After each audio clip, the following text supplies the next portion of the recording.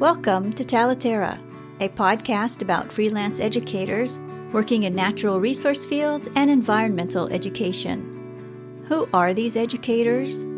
What do they do? Join me, and let's find out together. This is your host, Tania Marien.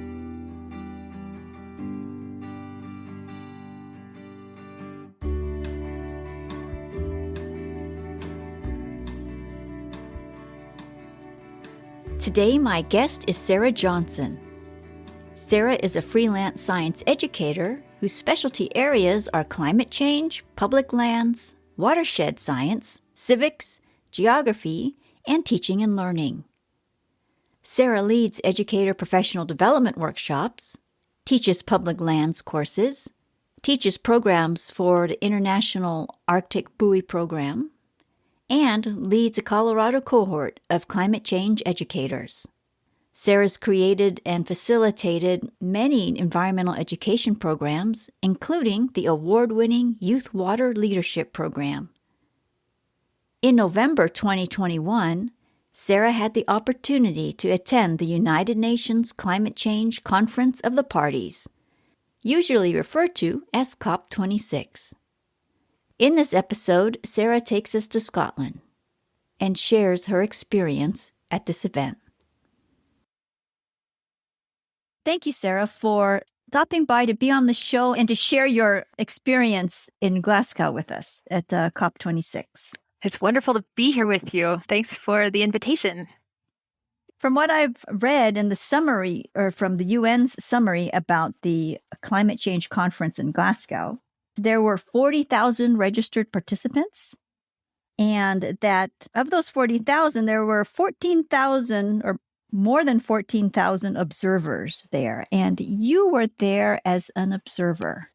And so I was wondering, how were you able to participate in that capacity at that landmark event? And so if you could explain what the observers did or were able to do and how you were able to join in that way. It all comes down to relationships. I have been working with an organization in Minnesota called Climate Generation that many folks are familiar with. Climate Generation is a lead climate education organization, not only in the northern Midwest, but now I would say all over the country.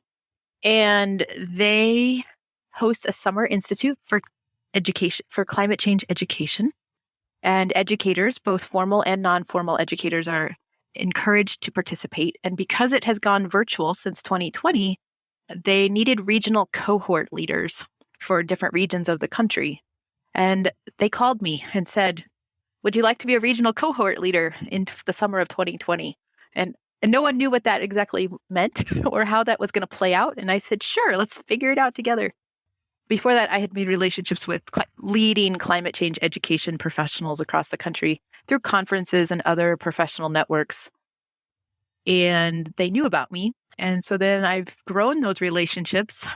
And in September, I was reaching out to colleagues and mentors, just checking in on the playing field of environmental education. Like, where are we and where are we headed? And what shall I do next? And somebody said from Climate Generation said, you should come to Glasgow with us. And I was like, really? And so they know of there's a charter high school outside of the Twin Cities that has typically taken students to United Nations climate meetings in the past. And because of COVID, those students were unable to travel this year. And so in this last minute time frame, they were looking for educators to take their places. The administration was passing those observer badges forward. And so anyway, long story short is that I was offered one of those badges along with a few other really awesome educators from around the country.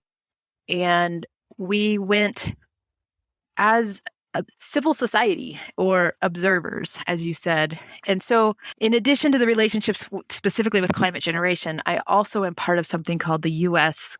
ACE Coalition. And ACE stands for the Action for Climate Empowerment Coalition. And many people, including you who are listening to this podcast, probably are doing the work of ACE and probably should join the ACE Coalition. It's everyone's welcome.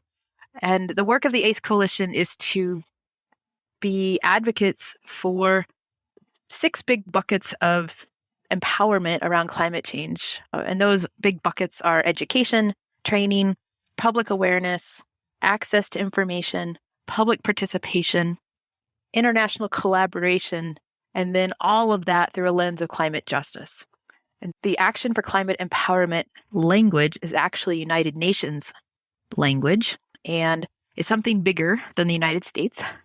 And we are all around the world encouraged or directed by the United Nations to be finding ways to put this idea into action within all of our climate policy work and all climate work of all kinds. And it's a people-centered focus for climate change work. And so there was a whole group of us who were part of the US ACE coalition, and we were not all of that coalition was able to attend, but a large handful of us from America were. And I was there, and I was part of press conferences and media blitzes and all kinds of different things that were all around supporting the ACE framework, or the ACE, the Action for Climate Empowerment, within the larger negotiations. That just sounds wonderful. So exciting. So you find out that you have a badge that you can use and that you have the opportunity to go to Glasgow. And how much notice did you have?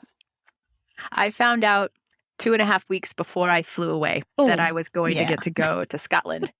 And so nothing like traveling during a global pandemic, let alone to a global meeting of people from all around the world, and all within a very short time frame to have international travel set up.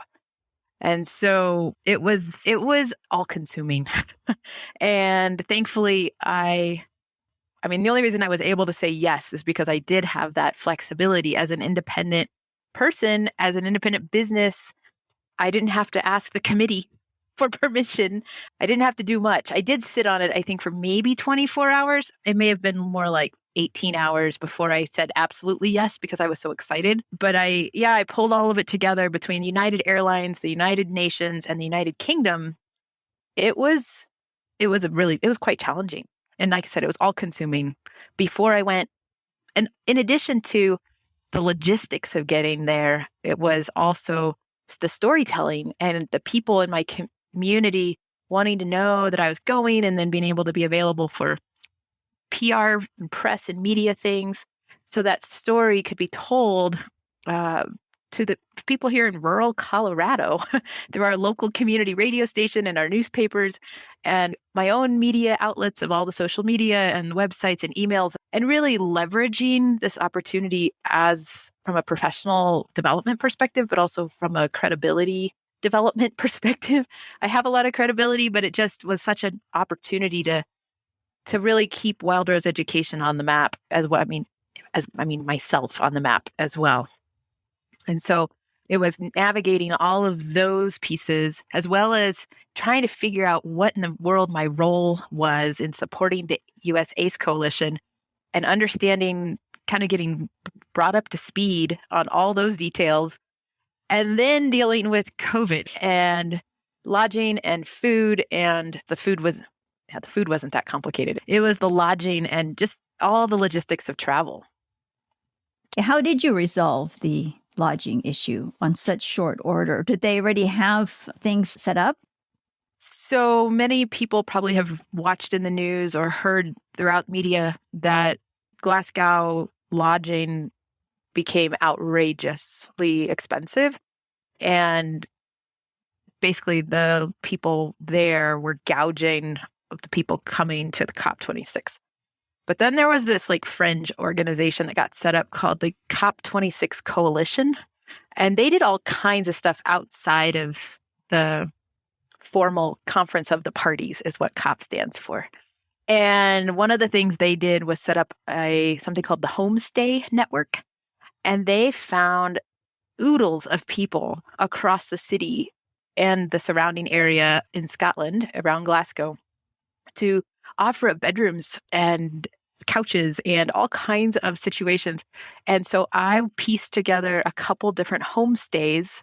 One was with a gentleman and his wife who were super involved in climate justice work through their church. And so it was fascinating to show up and be in their house and then share some stories. And then I had to piece it together. I couldn't find one place for 12 days. And so I also ended up staying at a young couple's house. And one was a PhD student and one was in med school. And again, they were looking for ways to contribute and be part of this massive movement and metropolitan event that was taking over their city. And so this was one way they could do that. And it was really cool because then I got to actually see people from Scotland and from Glasgow. And when you're at a global event, you don't necessarily meet that many people from the place where you are. They're from everywhere else. So that was really nice. And then I also stayed a few nights with a group of colleagues and friends actually from Boulder, Colorado, and they had rented an apartment and they generously offered to share some of their space for a couple nights. So it was a piecemeal thing, but it worked. And I just had very light luggage, so I moved around the city on trains and buses, and I used a lot of public transportation. So that was wonderful. That was available. Mm-hmm. Okay, so you get this spontaneous invitation, you have a badge, you get yourself on a plane, you have accommodations that you put together, and you get to go to COP26. So what did you get to do as an observer? What was a typical day like for you?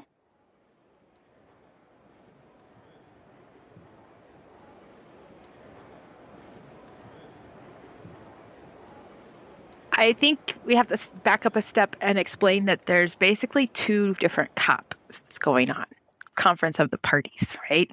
There is the very formal actual treaty body that's having negotiations on behalf of our governmental institutions like the United States of America.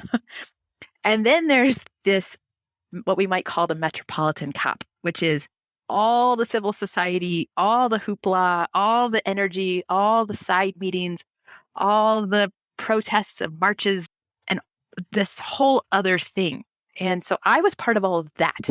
I was not part of the governmental treaty body negotiations. That was I'm not even sure I knew where that was actually happening. Apparently it was somewhere in this conference facility that was taking over a humongous amount of geographic space. And civil society or observers were not welcome into those spaces. So I don't even know where they were. But in my role as it was called an observer, I got to be part of what's called the Blue Zone. And so also at the COP, there are the Blue Zone and the Green Zone. And the Blue Zone is for people with badges, and the Green Zone is for more of whoever shows up in the city. And it was held at the Science Museum across the river. And the Blue Zone is all this conference-like space. And it's like a massive trade show, like the biggest trade show you've ever been to. And instead of like booths at a trade show, they called them pavilions. And each country was invited, or I'm not exactly sure how that came about, but many countries had pavilions in this massive trade show.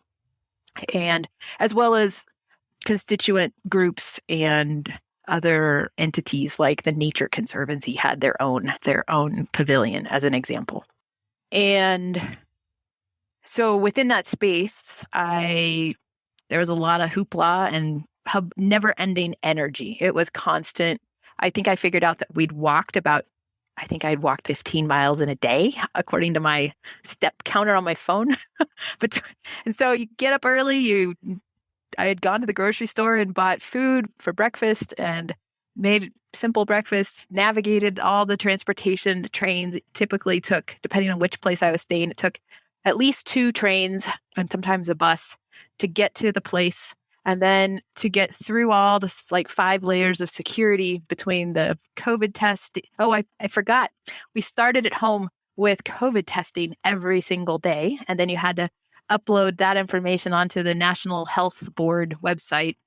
So anyway, there's 5 levels of security just to get into the conference center. And I don't know if it's I've never been to an event so big, and social distancing forget that. It was like walking into a place where COVID didn't exist, except that everyone was wearing masks. And a huge percentage of people, like 98% of folks, declared that they had vaccines. And so it felt actually pretty safe from a COVID perspective. Good afternoon, all COP delegates. We kindly remind you to wear your face mask over your mouth and nose at all times during your time. And we would wait in line, and in the British vernacular, instead of waiting in line, it's called queuing. I became a professional at queuing for a very long time every day. And so once we were finally in to the blue zone, which sometimes it took from the time I left where I was staying to actually get through the metal detectors and all the way in, was about an hour and a half to 2 hours just to get into the conference. So this was not like any conference you've ever been to where you just come and go and you walk down the street for coffee and then you come back. None of that. It was very humongous. And so in the blue zone, I tried to navigate schedules and figure out who was speaking where. And we had a representation from America of different governmental leaders and legislators and people like Gina McCarthy, and Leonardo DiCaprio was there. I mean, he's not a government. There were speakers happening all the time. You just had to figure out how to navigate about 12 different schedules. And the schedules weren't printed until the night before typically, and at like 10 o'clock. So exhausting is what it was. And it was like in every direction, and like physically exhausting. It was mentally overwhelming, and emotionally it was absolutely exhausting because you'd be trying to keep track of what was actually happening in the actual negotiations, which was very challenging. But then you'd stand in line or be in the queue next to people from all over the world listening. And I just talked to people. I would be like, so where are you from? And then I would ask them like questions of, how is climate change affecting your family or your town? And the stories I would hear firsthand from people from literally around the world was unbelievably eye-opening. And so there was a lot of that. And then you'd hear of this unbelievable trauma of these communities around climate change impacts. But then you turn around and you talk to somebody else and it'd be like, it's the most inspiring climate action story you've ever heard. And so it's this kind of a yo-yo of emotions. What did you become aware of while in Glasgow? I mean, what surprised you that you didn't know? Maybe one thing that surprised you the most, and then if you could then also follow that then with an inspirational story, something that moved you. I think most surprising thing is that I thought I had a global understanding of climate change. And as someone who is so in that work and so committed to this work and has been for so many years, the ground was pulled out from under me to realize, and I realized that I have so much more learning to do to understand what climate change really means in places all around the world, and understanding this complexity and nuance and so many layers of complexity. And I, like I said, I thought I understood, and I found out that I don't, or that I have a great start. And I think that's probably true for a lot of people. I don't think I'm the only one in that. As far as something that was inspiring, some of the most inspiration that I left Glasgow with is knowing that I had found my people in America. Because of the pandemic, so much of all these relationships that I have grown in the last couple of years have always been pixels on a screen or over the phone. And I'd never actually been able to shake anybody's hand or give them a pat on the back, let alone a hug. And when running around with all these wonderful people who are involved in the U.S. ACE Coalition and getting a chance to build just hallway conversations and all the things that we've been missing during this pandemic, it just filled me up. It filled me up in a way that I was like, wow, I found my people. These people, we're all speaking the same language. We're all here for the same reason. And then we would add to this American group, like these other people from other countries that are also doing the same good work in unique ways for their communities. And it was just, again, it was like, it filled me up with this energy that, wow, there's amazing people out there. And I'm part of that. And I'm doing amazing work where I am. And that was, it's silly to think you have to fly across the Atlantic Ocean to meet your friends from Minneapolis or from upstate New York. But that's what happened. Or I finally made connections with a colleague who's down in Tucson, Arizona, because we were all there. And that was just, it's what happened. And it was really good. How is the rest of the world dealing with climate change? We have very much a U.S.-centric viewpoint. And how is the rest of the world doing? What types of stories did you hear? So the COP26 kind of themes there were many of them. A few of them were things around finance and mitigation and adaptation. And there were others. But what's interesting is that the global north, or first world countries that have the least amount of people, but the most carbon emissions, are really interested in mitigation and innovation and inventing something else that's going to somehow, natural solutions, things that are kind of future focused. Whereas people from the global south, typically the lower socioeconomic countries with less infrastructure and less money, and who have the most people and the least amount of emissions, and are dealing with unbelievable impacts of climate change right now. Whether it's their islands are eroding away, or there's such incredible drought that there are famines, and then there's civil unrest, as well as terrible things happening to women and children, and the list goes on. And these people are telling the global north, we don't have time for mitigation and innovation. We have to deal with adaptation right now. Because we don't have, it's right now. We don't have time.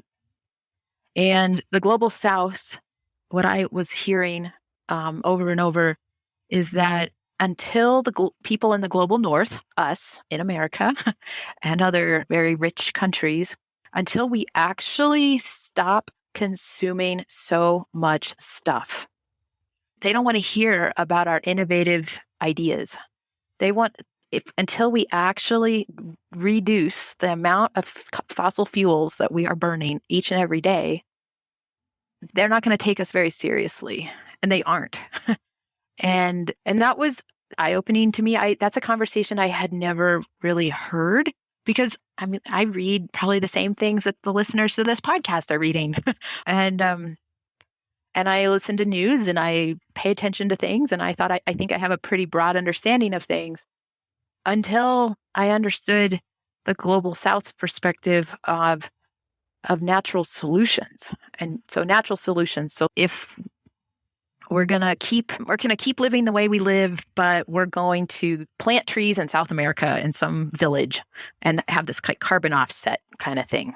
Or we're going to keep developing and bulldozing here, but then we're going to do something really good in some country in Africa. But we're not even going to really ask the local people in Africa what they need in the whatever country. We're just going to do it because we know that we need to come up with something to make us feel better. But we're not going to actually minimize our consumption here in our very comfortable places that we get to be in America. And so there were hashtag in the marches and even in the blue zone, this whole false solutions, hashtag false solutions, and using words like carbon colonialism were very common. And those are words I had never, ever heard together. And that's not the language that's getting talked about in places like Aspen, Colorado, where I'm down the road from Aspen, and other very affluent places. So how people are dealing with climate change, I think, is so unique to the place where they are and their worldview and how comfortable they are or not. And It's a very human problem. It's a problem with people and society more than anything else at this point. The earth is going to be okay. It's the people that we have to figure out how to take care of each other a little bit better, or a whole lot better. And how might we do that? How might we do that? I think the first step in any of this work is turning a bit inside towards internally into our own hearts and minds, and really doing some soul searching and some soul work to understand who we really are individually so that we can then be a little bit more empathetic and a little more curious about people who are not like me, people that are different than myself, and then go out of my way and be inconvenienced a little bit to get to know people that aren't like myself and do that work. And our society is not exactly encouraging a lot of like we're very homogeneous. We don't have a lot of heterogeneous opportunity to like mix up and get to know other people like we maybe used to 30 years ago when there was more civic clubs and things of that nature. And so I think we have to work harder to find people that are not like us. And I don't mean just people of color versus white people. I mean like worldviews, different socioeconomics, background difference, immigrant stories that are different, rural, urban, whatever, all the mix of possibility of what could make people's perspective and culture different than mine. And I think once we actually have direct encounters with people that are different than us, it's really hard to unsee that and unsee those stories. And whether those people are from some island in like the Maldives in the Indian Ocean, or that person lives across town in my own community, once I have an encounter with them and actually have body language and smiles and shake their hand and hear them and hear their stories, that sticks with you. You can't erase that from your experience. And I think that's what the world needs more of, because then you start to because we're humans and humans are innately compassionate and innately take care of each other. I think that's just part of being human. I think we will begin to take care of more people in new ways if we have more true encounters with people. A lot of people have asked me, so was COP successful? Did they make decisions? Are you satisfied with what happened? And I think we might need to reframe that question. And that's the question that's showing up, that showed up in the media left and right. And it's an obvious kind of question. I mean, it's not a judgment on anybody. But I think we might need to reframe that question to consider that how it all happens is that there's this actual treaty body of parties, government entities, government leaders that are negotiating, and they're actually negotiating and having conversations for weeks and months before they ever show up at the COP. And then they continue to have more. And then they hopefully get to some kind of agreement. But the whole system is so complicated, and not just the content of climate change and adaptation and mitigation and finance and all this possible solutions and the science and the economics and the never-ending complexity there.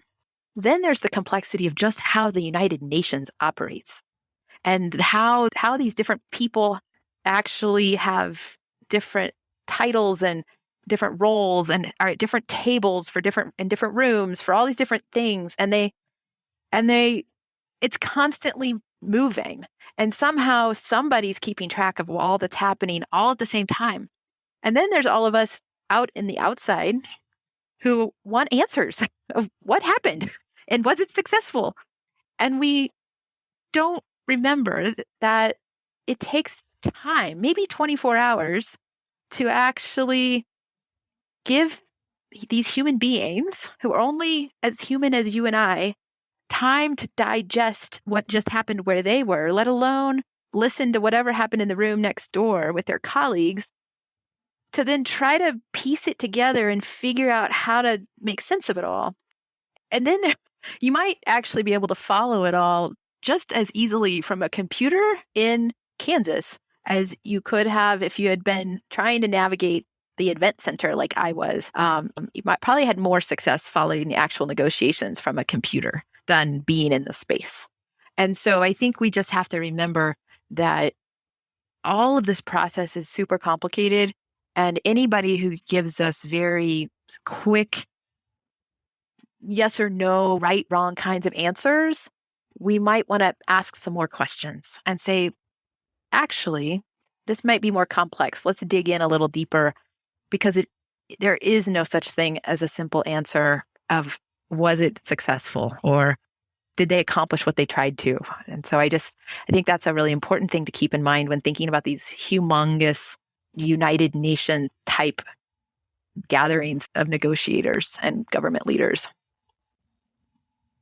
Oh, thank you for that. Yeah. Yeah. It just looked like it's hard to organize a classroom with 35 students. And so I can't imagine what it's like and all the different customs and cultures and all those things you need to. And I speak English, and I thought it was overwhelming. Yeah.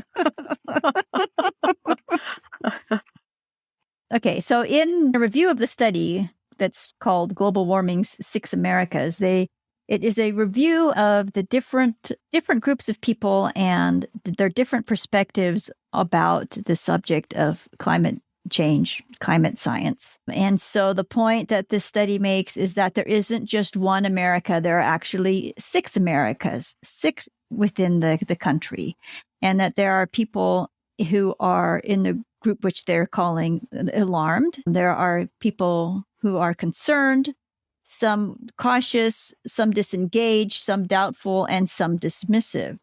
And I'll include a link in the show notes for the online version of this, the online summary. But something that you just said made me think of this one point in this article. In this article, they make a point that Americans have values that they have in common, but they haven't yet connected it to climate change. And that is part of the disconnect between the different groups. There's a wonderful short little video on the website that where they make the point where if you ask different groups, different people, what they think about clean energy and reducing pollution and all these types of things, they are in agreement with that. But not everyone has linked it necessarily to this topic, that there is enough a difference of opinion that the communication goes sideways at one point. And so what did you observe when you were in Glasgow? Did you have the opportunity to engage with people who maybe had opposing viewpoints to those who were at the event? So no, people who came to the COP26 that I encountered were there because they did everything they could to get to a global event that's all about saving the world around climate change. And however, there was a huge delegation of people from the oil and gas industry at the COP26, and that made national news as well. And I think those folks might have been in different meetings than I was. So I did not meet those people directly, or I did not know who they were. I think in the work that we are doing here in the United States with these leaders in climate change education, who are part of the environmental education community, we over and over, when the conversation comes up about how do you teach people that don't even believe, it's like we don't have that conversation. We don't give that conversation much play, because when we look at that Yale study that you're referring to, the Six Americas, if we add all 5 categories together, all the 5 categories that are concerned about climate change at some level, it's less than 10% of Americans who don't think this is happening or don't want to believe that it is. And yet they're the loudest. And so there's a silent majority. And I think as environmental educators, we have to remember that. And we have to teach to the majority of people. And the more we even create a space for discussion that is it or isn't it happening, we're backpedaling and we're spinning our wheels, and we're not allowing the whole thing to move forward. And so we as environmental educators, I think, need to be spending our time making those connections so that people understand that public health and the incredible numbers of people that are dealing with asthma or not having access to clean drinking water because of all the reasons in these big cities in America or even rural communities, it's everywhere, that there's relationships between these very real, in-your-face circumstances in your home that are connected to, they're caused by the collective impacts of climate change. And so I think that's where we have a huge opportunity and responsibility as educators is to draw those connections. Because like you said, that's where there's this major disconnect. And a lot of that is fear-based. People don't want to believe in something that is really scary because it is. And it is scary, but they don't want to accept it. I don't think we can actually talk about this issue as believing or not. I think that's like believing in gravity or something. It's accepting that it's happening and naming it. And I think that's where we have to move forward together as educators, as trainers, as climate empowerment professionals.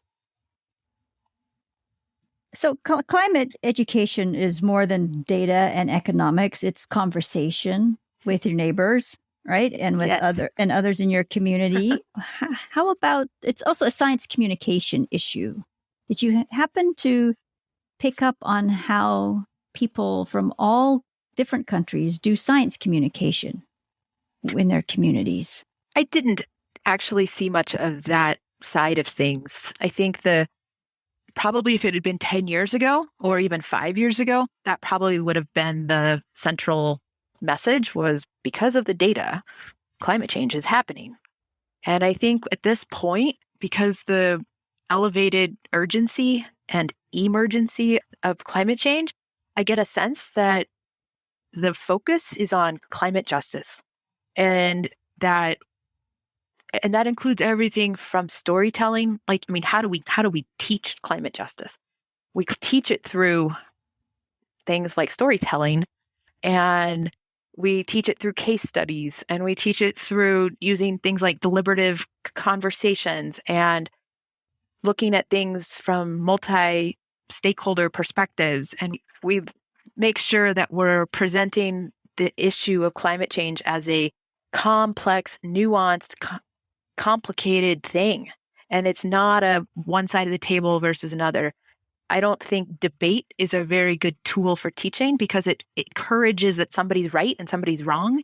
Whereas I don't think in this work of climate change solutions, there necessarily are always going to be rights and wrongs. There's a whole lot of it depends, and it's nuanced, and it's unique to the place where it is, and it is place-based, right? And so what I'm dealing with right here in my community in the mountains of Colorado is very different than what people are experiencing and dealing with in inner city Los Angeles. And so I think, yes, the science, the process of science is what I think is most important that we as environmental educators are teaching, so that we're teaching the skills of a scientist, we're teaching the skills of how to investigate an issue, both from a stakeholder perspective as well as from a empirical data perspective, and then combining that. But that process of science, that process of asking questions and figuring out what people have done before and what do we know from their research and their experience, and then how do we formulate new questions, and then how do we test those questions, and then how do we ask for more input and I think, and then how do we actually read data and have data literacy, and teaching people data literacy and how to read data in a way that is a critical thinker, and knowing how to ask better questions around data. I think that's the part of science that's really important around when we are teaching about climate change, because then we can apply that to wherever we happen to be, or at different scales, the scale of my neighborhood versus the scale of the entire metropolitan area of Seattle. I mean, that's, let alone the entire bioregion of the Rocky Mountains or whatever it may be. And so being able to have these skills to be able to understand things at different scales is a huge skill that we can be teaching people. And I say people because this is not just about kids. This is about all of us. We all need to be taught and encouraged to improve in these skills of scientific thinking. So I didn't see a whole lot of data. I didn't see a whole lot of graphs. I didn't see a whole lot of the typical climate change graph while I was in Glasgow. I saw artwork. I saw poets. I saw people telling stories through megaphones, people telling stories through sitting together and having conversations. I saw some theater, like stand-up comedy performances. I saw over 100,000 people walking down the streets of Glasgow in the pouring rain. And I was part of that. And that's what I saw. Sounds like a rich experience. Absolutely. In all levels. Yeah. Yeah. Wonderful. Wonderful. What's next for you in terms of Wild Rose education and your climate work and your water work?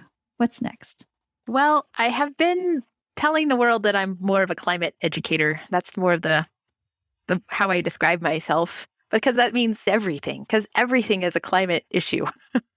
I don't know if everybody interprets it that way, but I plan to continue to be an advocate for climate change education and training and climate empowerment at a community level with this work with the US ACE Coalition, as well as anything and everything that comes with that, but really being an advocate for the opportunity for climate empowerment. So that's one big bucket of things that I'm working on.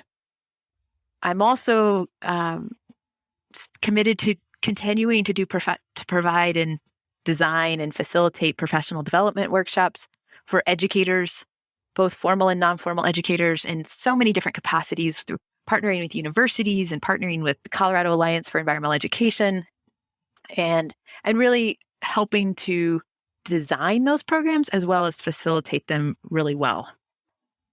And then I'm also, my third bucket of what it means to be a climate educator is that I'm still very involved with and continue to be very excited about my climate science work that I get to do at the Arctic Ocean. Just this week, I found out that the National Science Foundation has lifted the quarantine rules for Northern Alaska. And so I will be traveling with the International Arctic Buoy Program scientist team in late March up to Utqiagvik, Alaska, which is the northernmost point of the United States, almost the northernmost point of North America. But we'll be spending our time working on environmental sensors on the ocean, on the ice that measure weather and climate data. And that trajectory, that will continue as long as I want to be involved, it sounds like. So those three big things, climate science, climate education through educator professional development, and then just continuing to be part of the advocacy around making sure that climate education is even a possibility for people and having access. And so those are my three big buckets for right now. It's pretty exciting work. It is exciting. And I'm so excited to hear that your trip to Alaska, it's still a go because it was so abruptly disrupted. Yeah, it's been, I've been anticipating it for 2 years and I'm a little hesitant to believe it's really going to happen, but I think it might actually happen. And so travel to Utqiagvik, Alaska in late March. And this is all with Polar Trek, which is a program that the National Science Foundation funds to pair educators with science teams. And so 2 years ago, I got selected for that for the Polar Trek program.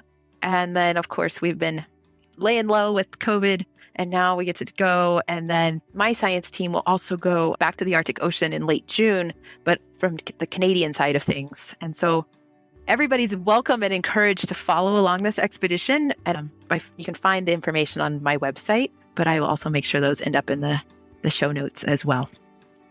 Yes, absolutely. So where can people find you online? So Wild Rose Education is the name of my business. So wildroseeducation.com is easy to find. And I just recently have updated the website with an Arctic section and a climate change section. So you can see a few things there and maybe be inspired as fellow environmental educators who are listening. I know you are environmental educators, and reach out to me. Like, phone calls are priceless. And maybe we can collaborate on something. And I've been known to have phone calls with people or Zoom calls, just because we're not having those coffee meetings at conferences where we just bump into each other in the hallway. And so we have to really intentionally make those opportunities happen. And I'm committed to that. And it takes time, but it's worth it, because relationships are what make everything work. To learn more about Sarah and to explore COP26, Wild Rose Education, and the Polar Trek program more thoroughly, visit the show notes at talaterra.com. Thank you for joining us today. See you next time.